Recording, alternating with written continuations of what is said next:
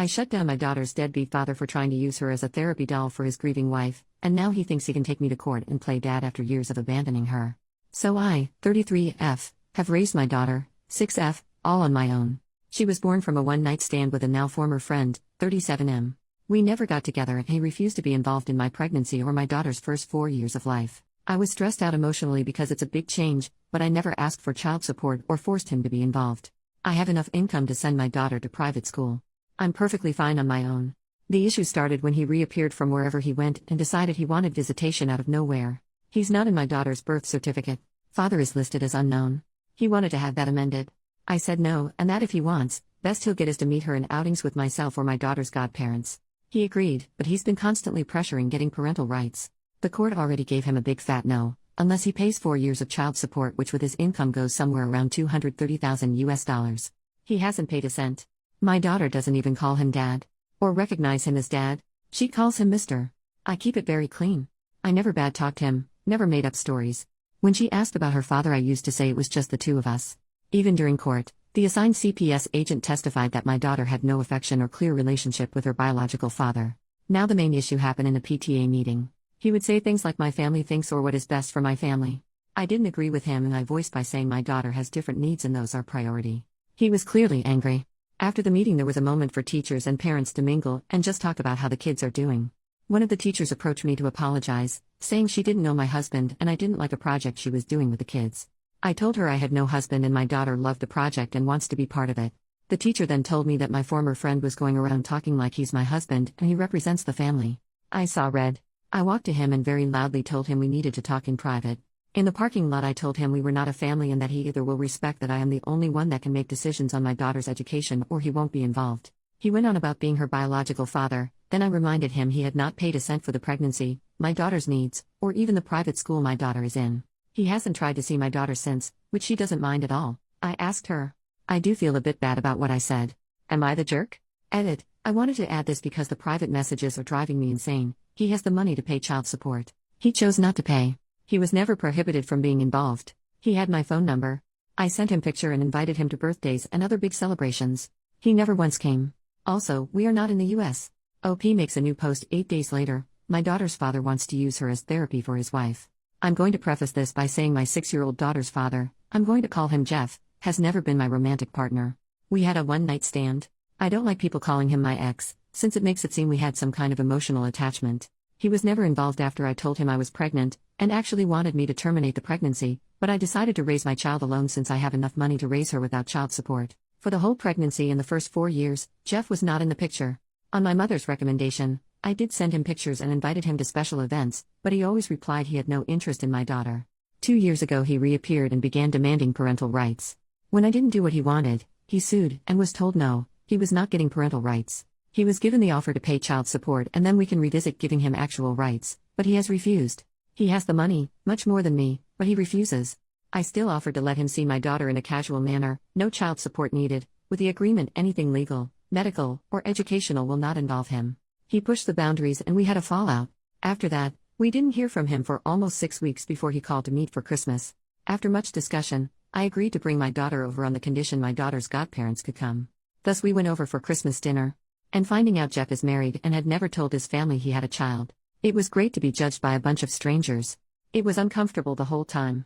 I'm going to use fake names, but let's say my daughter's name is Katie. His wife kept calling my daughter Gabrielle. Not the actual name she used, but it was that different to my daughter's name. The wife was also very physical, trying to pick up my daughter or parent her. I would block her or tell her to please let me deal with my child. The whole time she pretty much ignored me, but Katie didn't seem nervous so I decided to just bid my time. I hit my limit when my daughter said she needed the bathroom and this stranger went, "Oh Gabby, you need potty? Let mommy change you." My daughter hasn't worn diapers in a while now and she's more than capable of going alone to the bathroom. I immediately told her to stay away from my daughter and that we were leaving. The woman started wailing that I was kidnapping her baby girl and tried to lunge at me. Her in-laws got in the middle and held her, consoling her and saying that we weren't leaving and for her to calm down like she was the victim. At that point I just glared at Jeff and told him he'd better explain or I would be calling the police. He asked me to speak in private in another room and that I could just leave my daughter with his parents. No way that would ever happen. Katie's godparents took her with them despite the wife having a full meltdown. Jeff and I spoke outside and he explained that he and his wife recently lost a daughter. I'm not going to give specific details on that, all I'll say is that it was sudden and nobody's fault. And as I can only imagine, it had caused some psychological issues to his wife. Apparently, he had the brilliant idea that having Katie pass as their lost child would help his wife, without telling me. And that's why he wanted visitations and parental rights all of a sudden. He pleaded for me to leave my daughter with him for a little bit. I asked him what was his plan when his wife heals. His response was disgusting. Well, I'll just send Katie back with you and it will be just like before. I told him he was insane if he thought I would let him use my daughter like that. What his wife needs is therapy with a professional, not feeding her delusions. And I would not let that woman within miles from my daughter. He told me I was being cruel and didn't know the pain of losing a child. I agreed with him, but reminded Jeff that my priority is not his family, it's my child. What he and his family do to work through their grief has nothing to do with us. I also told him to call his lawyer because I am making sure he never has contact with my child ever again. So that's what I'm bracing for. He's been blasting my phone since Christmas, but I can easily ignore him. My daughter and I are doing a small travel vacation.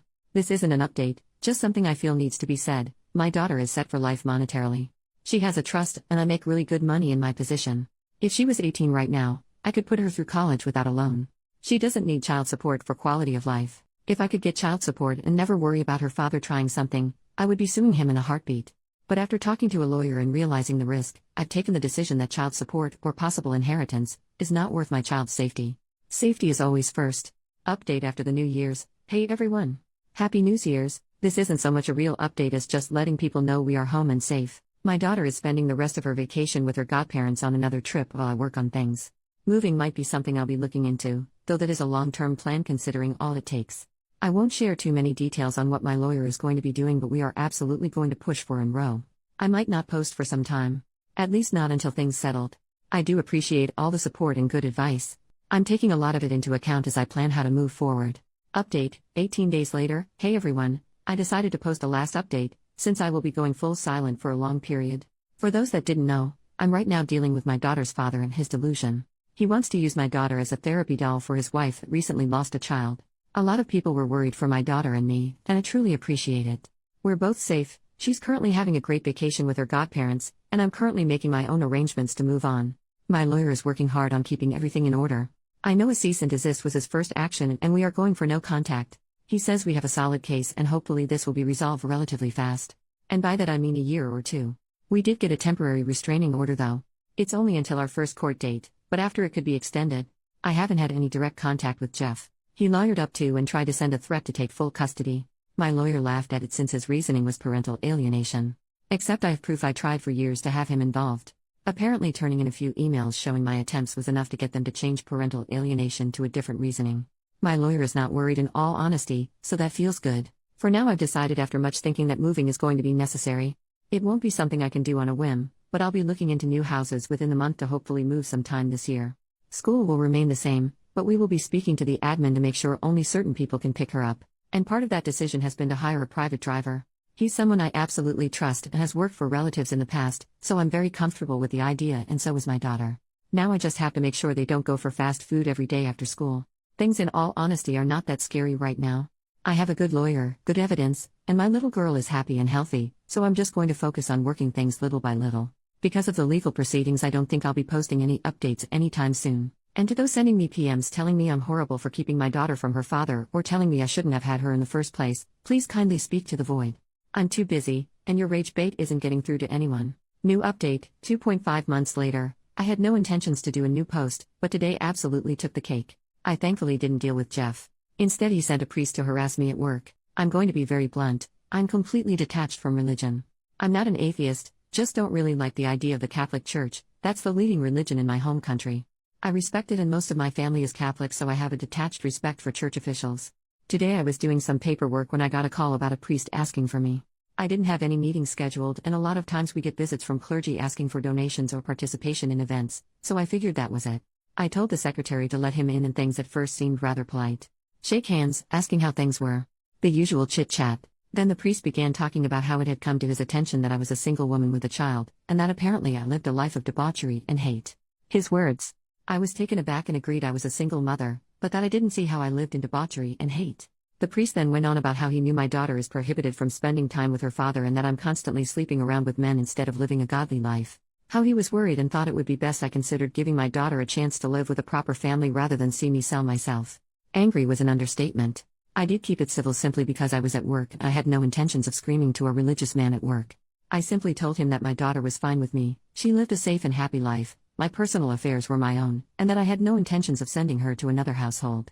I told him that if there was nothing else, he should probably leave as I had other things to attend to. He then showed his hand, and that's how I know it was Jeff's doing. The priest told me he didn't think my daughter would be a happy child with me, but her father was well respected in his church and he knew he would raise a proper Christian lady. At that I laughed and simply said no. I once again recommended he left, and if he didn't, I would be calling security. He left saying he would try to speak to me again when I'm not being hysterical. I told my secretary and our security not to let him into my office again. And I called my lawyer. I don't have audio, but we do have security feed from him walking into my office. Thank you again to everyone sending well wishes in my previous post. We are still working on that move, but school is back and she's loving it. We still have that temporary restraining order against Jeff and his wife. And school officials know it. Update, 2.5 more months later, this came up far earlier than planned, and while I'm happy to announce my daughter and I are finally free, there is some sad news mixed in. Now, before I go to the update, I did get a lot of questions to answer. 1. Did I know Jeff was married? He wasn't when we had our one-night stand. 2. Are you interested in Jeff? No. I'm aromantic. Meaning I do not develop romantic feelings. I don't think that's a healthy mindset for a long-term partner, so I refuse to date. I was okay with one-night stands until I had my daughter. 3. Why did you send information to Jeff? Because my mother recommended it and she was absolutely right. Had I not done so, he could have sued me for parental alienation. By trying to get him involved, I actually came out far better situated to prove I'm not trying to keep him away out of spite, but because I truly think he's a danger. 4. Why don't you talk more about your daughter's emotions and status? No? No offense, but I give just enough information on my 6-year-old. I don't think people in Reddit are bad, but this is the internet. I don't really need to speak in-depth details on my child's mental state or her actions. What I want to share about myself, that's fine. I'm a full-grown woman. My child is another matter. I don't even post pictures of her in social media. All you need to know, for the people asking, is she's happy, healthy, and has a father figure in her godfather. She's a normal rambunctious little girl. 5. Why was Jeff arrested? He got into a drunk fight. Assault charges. It's completely unrelated to my kid, but could have been used for custody matters. Ended up being unnecessary. Now, to the update. While our case has yet to be reviewed, we were scheduled for September 2025, Jeff's lawyer contacted mine to say they were dropping their demand for parental rights. About 6 weeks ago, Jeff formally agreed to drop any claims for rights or responsibility to my daughter. I know a lot of people are going to go all over, but what about child support? Or inheritance? Keep reading, it should explain why it is not worth it. My lawyer went over the documents to make sure it wasn't a legal trap of sort, and he confirmed they were exactly that. He wasn't asking for anything in return, just to drop. I didn't question more, just had it signed, and now we need to wait a couple of weeks to get confirmation that everything is done. Since both parties agree on this, it should be relatively quick to get it through the courts. If it sounds weird that he suddenly just gave up, I thought the same. To be sincere, I was half tempted to snoop around, but I was way too busy making arrangements. As some people suggested, I will be moving. I won't leave the country I live in, but I plan to move closer to my support system, my daughter's godparents. Turns out there's a property less than 5 minutes away from them on sale. There's no home built yet, so I have a lot to do, but that's my intended new home. We also got not 1, not 2, 3 dogs. The cat probably is planning my murder. So with all of these changes, I have to admit, I didn't have time to snoop. The thing is, the whole thing came to me rather than me need to look. I met with Jeff's in-laws. It was pure coincidence. I waiting on some things in a store and they were there. I had met them in passing in that mess of a Christmas party last year, but this is really the first time we talked. My daughter was thankfully at school since the topic was heavy. They recognized me and asked if I could speak to them. I wasn't sure, but I decided to be polite and offered to buy them a coffee. They were very nice. Not entitled at all. They explained they were sorry for their daughter's behavior. She had not been the same since she lost her child. Those who called out that she was using her dead baby's name on my daughter were right. And they just wanted to clear the air with me. I told them I didn't personally blame them, but I couldn't forgive their daughter and she was a big worry. That's when shit hit the fan.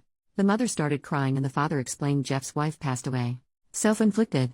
I feel like crap for the things I told them. I apologized, but they were very gracious and told me they knew I had no idea. We talked a little about her, about their grandchild. I found out what Jeff told me about how his child died was a lie. And now I don't feel so kind as to keep it wrapped up. He shook an infant because she was colic. If you don't know what that is, it's when babies just cry nonstop. I was angry. I'm still angry. No one should ever shake a baby to the point they pass away.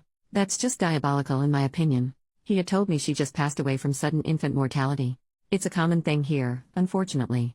They talked about Jeff and how he sworn up and down I would agree with his idea to have my daughter pass for their lost grandchild. And that would help their daughter. They were not really thinking straight, and I get it. Jeff is a charmer, and mix that with grief, it goes nowhere well. There were other things said, but the main thing was they didn't want any resentment on my part to their family or their daughter. I told them that I don't hate them or their daughter, and how sorry I was they had to go through all of this. They gave me a picture of my daughter's half-sister. She was a very cute baby, and I plan to one day explain things to my daughter. I think it's important she knows. I also know where Jeff's wife and her baby are buried.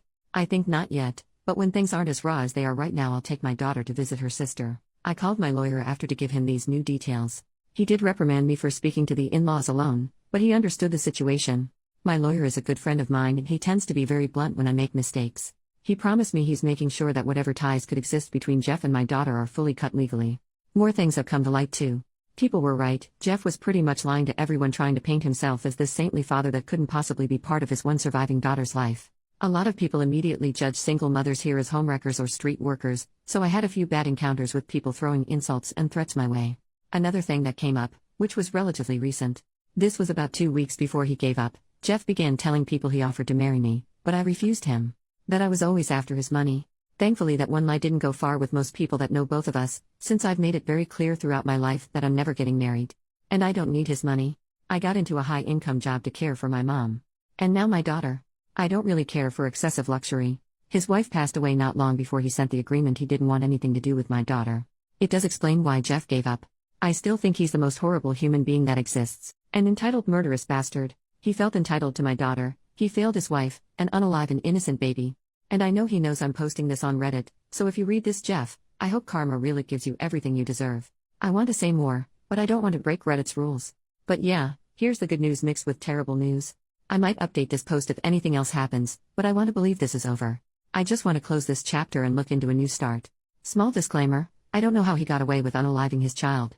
I have no access to police records or investigation. I'm not part of law enforcement or involved with any judicial entity. For people asking me for more information on it, I'm really sorry, but I can't give you a full legal case. I personally don't know how some people in Reddit get access to police records that easily, because I certainly don't have access to them. All the info I have is what I'm told by others, chisme, or what my lawyer can find. Relevant comments, OP on why Jeff is not in jail, I can't tell you for sure. You have to understand I'm going from what the in-laws told me and what I know of Jeff. I'm not a detective. My guess? He either paid his way out or made it seem it was an accident. As far as anyone I've met that knows about his kid, they thought the same as me. She died suddenly in her sleep. I don't doubt the in-laws though. It sounds like something Jeff would do at this point. OP on her country's laws. We're not in the US first of all. American law isn't a thing here. Here, a good bribe to the right person makes a lot of things go away. All I'll say is Latin America. I've explained in my past posts I don't share my specific country for privacy reasons. OP updates in the same post, 3 months later. Well, it's been 3 months and good news all around. To begin with, we're finally free of Jeff. Life is pretty much back to normal. My daughter only asked about Jeff once when we went to the park. We would meet him, and it was to make sure Mr. was not there. We also went together to her baby sister's grave. I explained to her as best as I could. I don't think she understands yet what the situation with her half-sister is, but we will go through it little by little. Another big change is I'm dating someone. And no, I'm still aromantic. My best friend who's been in the US until recently came back and asked me out. When I told him I was aromantic, he told me there was no pressure for romantic feelings. He just wanted a partner he could trust, and while this isn't a traditional relationship, it's really nice. I adore him as a friend even if I don't see him in any romantic way. He's met my daughter, but we're not doing anything official like moving in for a very long time.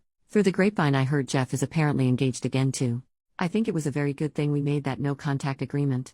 If he ever tries anything with my daughter, that piece of paper will be enough for court to tell him to go away. Overall we're happy and safe. I'm grateful for all the support here through the hell that was dealing with Jeff.